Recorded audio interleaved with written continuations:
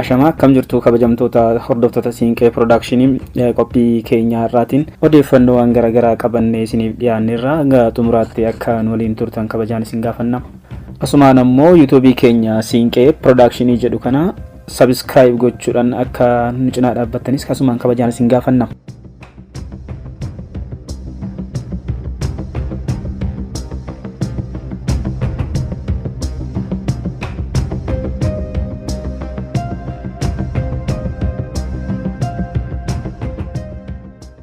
Har'a odeeffannoowwan isiniif qabanne keessaa tokko mootota jaarraa 19ffaa keessatti gama lixa Oromiyaa irraa ka'an keessaa tokko kan ta'an Kumsaa Moroodaan magaalaa maasaraa bulchiinsi isaaniitti argamu Naqamteetti siidaa isaanii ijaaruuf hojii jalqabameera kan jedhu yoo ta'u, odeeffannoo gama biraatiin ammoo fira aangaa olaanaa naannoo Oromiyaa akka ta'an fakkeessuu fi fichisiistota simmintooti jechuun yakka goyoomsuun kanneen himataman hidhaa cimaa fi maallaqaan akka adabamanitti murtaa'us kanneen jedhanis odeeffannoo keenya irraatiin.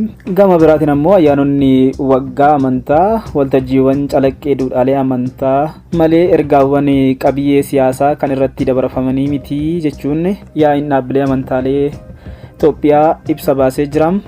fi dhumarratti ammoo barnoonni gadaa sadarkaa kolleejjiitti akka kennamuuf sirni barnootaa qophaa'u biiroon barnoota Oromiyaa beeksiseera. Kanneen duubatti deebinee sirriitti gadi fageenyaan kan isiniif dhiyeessinu ta'a. Hanga xumura qophichaatti akka waliin turtan kabajaan isin gaafanna.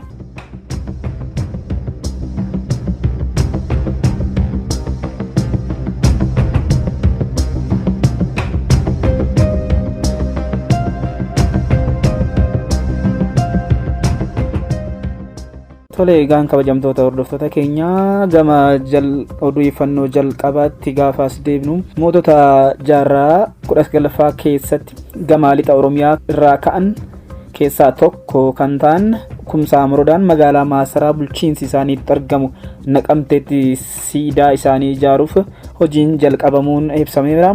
Ijaarsi siidichaa yaadannoo mooticha Leeqaa Naqamtee Kumsaa Moroodaa birrii miliyoona 23 oliin magaalaa Naqamteetti ijaaramuu eegaluu bulchiinsi magaalichaa akka beeksisan ni yaadatama. Kanaanis mootiin Kumsaa Moroodaan afaan Oromoon akka barsiifamuu fi barnoonni ammayyaa Wallaggaatti akka eegalamuu fi sochiin daldalaa fi hojiin ogummaa adda addaa akka Naqamteetti babal'atu qooda guddaa gumaachuu ta'uu hayyoonni garaagaraa ni himu. Kanuma walqabatee odeeffannoon bulchiinsa magaalaa Naqamteetti bana baasee akka mul'isutti siidaan kun baasii birrii miliyoona 23.78 magaalaa Naqamteetti iddoo marfata tokkoffaa jedhamutti ijaaramas jedhameera. Haaluma kanaan siidaan kun kan ijaaramu gaaffii jiraatota magaalaa Naqamtee fi uummata godinaalee Wallaggaa baroota dheeraaf gaafataa turan deebisuu yaadamee ta'us ni himama. Kanumaan Kumsaa Moroodaan bara 1881 maasaraa mootummaa isaanii magaalaa Naqamtee keessatti kan ijaarsisan yoo ta'u, maasaraan kun hanga ammaatti magaalaa Naqamtee ganda bakkanniisaa Qaasee keessattis argama. Sirna jalqabsiisuu ijaarsa siidaa kanarratti kantiibaan bulchiinsa magaalaa Naqamtee obbo Misgaanuu Tulluu, bulchaa itti aanaan godina Wallaggaa Baham obbo Gammadaa Tafarraa, jaarsoleen biyyaa fi abbootiin amantaas akka argaman ni dubbatama. Kumsaan Moroodaa erga Oromoon sirna gadaatiin buluu dhiisee mootummaa Abbaa Gonfoo jalatti kufee mooticha Leeqaa Naqamtee sadaffaa ta'uunis ni dubbatama. Kumsaa Moroodaan akkuma abbaan isaanii mooticha Moroodaa Bakaree bara 1839 lubbuun isaanii darbeen aangootti ol bahuun hanga bara 1923tti mootii Leeqaa Naqamtee ta'uun bulchuun isaanii kan yaadatamudha. Haaluma kanaan Kumsaan ilma mooticha Moroodaa Bakaree Godaanaati. Kumsaa Moroodaan mootii Abbaa Gonfoo jalatti dajjaasmaajii ta'anii haa bulchan malee eenyummaan Oromoo fi sabboonummaan akka hin cabneef gumaacha olaanaa akka taasisan ni dubbatama. Kumsaan Moroodaan mootummoota saba biroo naannawa isaanii jiran waliin hariiroo gaarii uumuu kun immoo uummata isaan jalatti buluuf faayidaa guddaas akka argamsiisus ni haasama. Mootiin Kumsaan mootummaa nafxanyaa yeroo sana waliin waraana keessa osoo hin galin karaa nagaatiin hariiroo gaarii uumuun lubbuun namaa akka hin darbine taasisuun kan beekamanis ta'uu ni dubbatama. Moota leeqaa Naqamtee keessaa siidaan yaadannoo kumsaa dhaabuun kan barbaachise fedhii uummataatiinis akka ta'es ni dubbatama. Hojiilee mootichi kumsaa morodaa hojjetan keessaa uummata Oromoof hawaasa naannichaatiif oolmaa hedduus akka oolan ni dubbatama. Warra ergamtoota amantaa yookiin mishinariiwwan dhimma bahuun naannoon Wallaggaa barnoota ammayyaa akka argatanis taasisuu akkasumas Finfinneen barnoota ammayyaa osoo hin argatin waggaa 8 dura Naqamteetti akka eegalamu taasisuu akka ta'e ni dubbatama. Carraa barnoota argatan kanatti fayyadamuun hayyoonni akka ogummaa harkaa kan akka sibiila tumuu, uffata dhahuu, kooraa hodhuu fi kanneen biroo mirgi isaanii akka kabajamu labsuun magaalaa Naqamtee keessatti iddoo hojii fi mana akka argatanii taasisaniiru.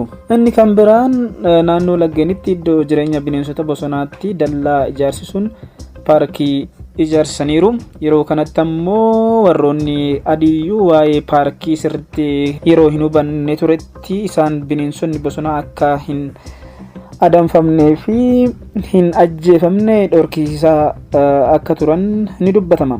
Kumsaan waraanatti kan hin amanne waan turaniif rakkoo jiran mariidhaan akka furus kan himamu yoo ta'u, rakkoo siyaasa dinagdee mootota ollaa isaatti argaman kan akka mooticha Jimmaa fi Beenishaangul Gumuz wajjin jirus karaa nagaatiin akka furan. Kumsaan gibira mootummaa giddugaleessatiif erguun alatti lafa qonnaan bultoota akka hin saamamnee fi ummatichi baay'ee akka hin dararamne gahee guddaa taphachaa turuun ni himama. Kana malees maasaraan kumsaa morodaa akkaataa sirna gadaa eegeen akka ijaaramu taasisuun aadaa Oromoo calanqisiisaniiru. Aadaa Oromoo akka calanqisiisan weerara nafxanyaa dhiyeessuun arjoorraa gara isaanii yeroo dhufanitti akka dahoo kennaa fi akka turanis ni himama. Oromoodhaaf oolmaa guddaa ooluu fi manneen barnootaa fi buufataalee fayyaa magaalaa Naqamteetti ijaarsisuun seenaa keessatti shoora olaanaa nama taphatee akka ta'es ni himama. Gama odeeffannoo keenya isa lammaffaa qabannetti yoo dabarrammoo fira aangaa olaanaa naannoo Oromiyaa akka ta'an fakkeessuu fi fichisiistota simmintooti jechuun yakka goyyomsuun kanneen himataman hidhaa cimaa fi maallaqaan akka adabaman kan itti murtaa'e ta'uun himatamtoonni akka itti gaafatama tajaajila maamiltoota baankii Siinqee Damee Fiichee Indaalee Waqtolaa fi haadha warraa isaanii adde Hawwii Faajjii fira aangaa olaanaa naannoo Oromiyaati jechuun namoota garagaraatti himuun amantaa sobaa akka argatan taasisuu himanni abbaa alangaa ni mul'isa. Kana malees warshaa simmintoo Daangotee irraa simmintoon fichiisa jechuun yeroo garagaraatti namoota goyomsuun bara 2015 nama dhuunfaa tokko birrii 960 namni biraan ammoo birrii 600 lakkoofsa herreega baankii irratti galii taasisuun ibsameera. Haaluma kanaan himatamtoonni lameen hidhaa cimaa waggaa 7 fi baatii 8 akkasumas birrii 20,000 akka adabaman manni murtii olaanaa godina Shawaa Kaabaa murtee dabarseera jedhame. Tole kabajamtoota hordoftoota keenya qophiin keenya akkuma itti fufetti jira. Qophii keenya kanaanis odeeffannoowwan garaagaraa akka isin biraan gahaa jirru fi isinis chaanaalii keenya YouTube Siinqee Production jedhu akka subscribe gochuun nu cinaa dhaabbattan asumaan kabajaan isin gaafanna. Odeeffannoon keenyas akkuma itti fufetti jira. Ayyaanonni waggaa amantaa waltajjiiwwan calaqqee duudhaalee amantaa malee ergaawwan qabiyyee siyaasaa kan irratti dabarfaman miti jechuun yaa'iin dhaabbilee amantaalee Itoophiyaa ibsa baasuun himame. Yaa'ichi ibsa baaseen amantaaleen bu'uura sirna amantaa fi duudhaalee hawaasaa waan ta'aniif giddugala ijaarsa naamusaa ta'uun kan beekamanidha jedhu. Ajajaa fi barsiisan amantiin hariiroo hawaasummaa cimsuun nagaa, wal kabaja, walooma dhiifama, araaraa fi haqaa akkasumas duudhaalee gaarii biroo barsiisuun tajaajila baroota dheeraa lakkoofsan kennaa turuu fi kennaa jiraachuunis ni himama. Kun ammoo tokkummaa biyyaalessaa sun itti fufuu kan dandeessise ta'uu kan ibsamu yoo ta'u, kana malees ergamni fi tajaajiloonni abbootii amantaalee dhala namaa tajaajiluu fi hordoftoonni sodaa uumaa isaanii qabatanii duudhaa amantaatti akka guddatan taasisuu yoo ta'u, ofii isaanii dhimmoota biyya lafaarraa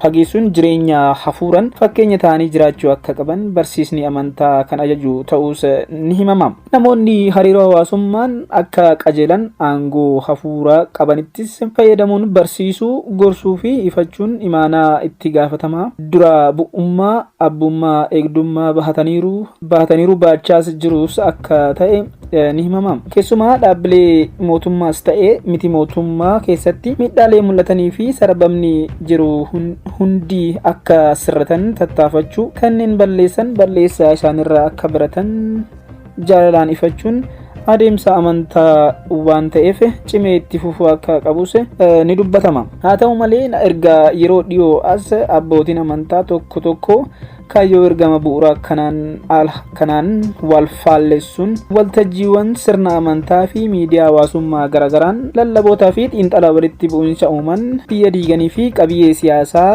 hedduummatan wayitaa dubbatan kan mul'ata ta'uu ni mul'ata. Haasawaa fi lallaboonni kunneen siyaasaa fi hayyoota siyaasaa kan qeequ yookaan kan deeggaran ta'uu caalaa inni tokko isa tokko irratti akka ka'u kakaasuu fi onnachiisuun kan mul'atan ta'uun dhimmichi barsiisaa amantaa kamiyyuu waliin kan wal faalleessuu fi kan deeggarsaa hin qabne ta'uun ammoo shaakallii lallabaa kun hamaa fi kan balaaleffatamu ta'uus ni dubbatama. Lallabni fi adeemsi akkanaas nagaa wal kabajaa fi duudhaalee waliin jireenyaa kan miidhan ta'uun hatattamaan sirrachuus akka qabu ni dubbatama. Dhaabbileen amantaas abbootii barsiisota yookaan lallabdoota lallaba akkanaa taasisan akka sirratan taasisuun itti gaafatamaa isaanii akka baatan duudhaan amantaa akka dagaagu taasisuun barbaachisaadhas jedhama. Egaan hordoftoota kabajamtoota keenyaa odeeffannoo keenya isa dhumaatiin barnoonni gadaa sadarkaa kolleejjiitti akka kennamuuf sirni barnootaa qophaa'uu biiroon barnoota Oromiyaa beeksise. Haaluma kanaan gosa barnootaa gadaa sadarkaa kolleejjiitti kennuuf sirna barnootaa qopheessuu fi barsiisota leenjisaa jiraachuunis ibsamee jira. Daayirektoroonni barnoota olaanoo qorannoo hayyoota yuunivarsiitotaa fi kolleejjota 13 irraa walitti bahan waloon ta'uun sirna barnootaa gadaa kolleejjota keessatti itti kennamu qopheessuun leenjii fi marii gaggeessuu biirichi ifa baaseera. Barsiisonni gosa kanaan kolleejjirraa eebbifaman dhabamuu irraa kan ka'e qulqullinni barnootaa gadaa kan manneen barnootaa sadarkaa tokkoffaa keessatti kennamaa ture gadi aanaa ta'uun eeruun amma garuu barsiisota gosa barnoota gadaatiin sadarkaa kolleejjiitti leenjisuu fi eebbisuun barbaachisaa ta'uus ibsa kanaan eeranii jiru. Gadaan manneen barnootaa sadarkaa tokkoffaa jechuunis kutaa 1 hanga 8 keessatti kennamaa jiraachuunis ni beekama. Biiroon barnoota Oromiyaatti daayirektara qorannoo barnoota olaanaa obbo Admaasuu Waggaarii qulqullina barnootaa mirkaneessuun kan danda'amu barsiisota ogummaa fi ga'umsa qabaniin waan ta'eef barnoonni gadaa qulqullinaan akka kennamu gochuuf barsiisota kallattiin kolleejjii ogummaa barnoota gadaatiin sadarkaa dippiloomaatti eebbifamee bahuu barbaachisa ta'uus himanii jiru. Haaluma kanaan sirni gadaa Oromoo sadarkaa addunyaatti yuuneskoon kan galmaa'e ta'uu yaadachiisuun dhaloonni haaraan qulqullinaan akka baratu qorannoo waan mirkanaa'eef sirna barnoota gadaa kana qopheessuun barbaachisaa ta'uus eereer jira. Barnoota gadaa kolleejjota barnoota barsiisota keessatti sadarkaa dippiloomatiin akka kennamu gochuun barsiisota kutaa 1 hanga 8 barsiisuu danda'an kallattiin ogummaatiin oomishuuf qorannoo fi qo'annoo wal duraa duubaan taasifameen erga mirkanaa'e booda sadarkaa digiriitti yuunivarsiitii dipaartimentii barnoota gadaa qabaniif barsiisaa jiran kanneen akka yuunivarsiitii Bulee Horaa fi yuunivarsiitii Arsii irraa ogeeyyota affeeruun muuxannoo qaban bu'uura gochuun marii fi leenjiif dhiyaachuunis akka dhiyaatanis ibsamee jira.